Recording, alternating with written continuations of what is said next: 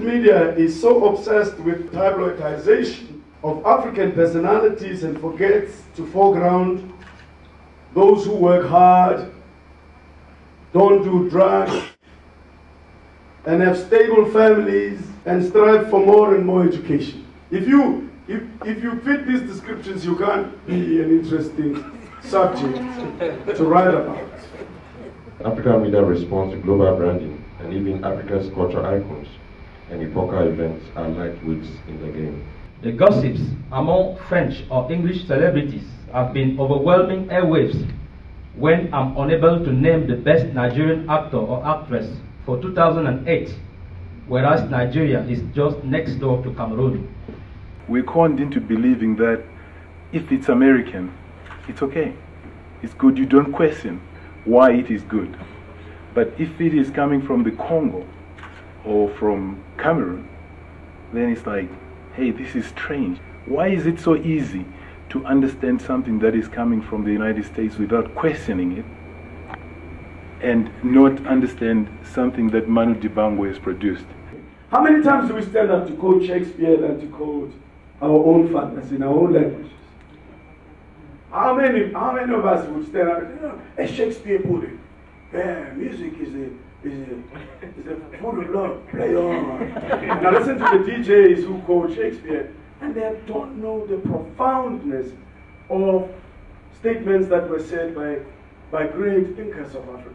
It's very rare for one to see a documentary about an African artist, which is a challenge. When are we going to start to document the stories of our people, of our artists? When do we begin to celebrate who we are? When do we begin to dialogue and say, people, yes, we are in the 21st century, we have access to technology. One of the things that I think maybe we need to start touching on is, what's the role of African governments in terms of the coverage of the arts in Africa? What support are they giving to make sure that we adequately cover the rich content that we have in African art? We need to talk to our governments about making it easy for us to get to each other, because that is a limiting factor. We do have to talk about it because it costs more to travel on the continent than it does to go to London or to Paris, for instance, you know. Moi, je voudrais parler un peu de l'intégration. Est-ce qu'on peut réfléchir sur une intégration musicale africaine? Parce qu'aujourd'hui, on sent le besoin de la part des artistes africains de vouloir partir en Europe, en Occident, pour faire au mieux la promotion de leur carrière, de leur musique. Alors qu'on sait qu'aujourd'hui, la promotion de la musique africaine est mal faite au niveau du continent. The classic example, Wasis Diop, a creator of a beautiful African symphony.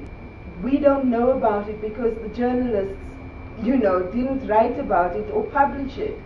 That very same symphony was performed in Europe. It went to Germany, it went to Paris, it went to Sweden. But could we as an African community, you know, lobby for it to be part of the opening ceremony for the 2010 World Cup? Perhaps part of the lobby comes back to something that the journalists here can do.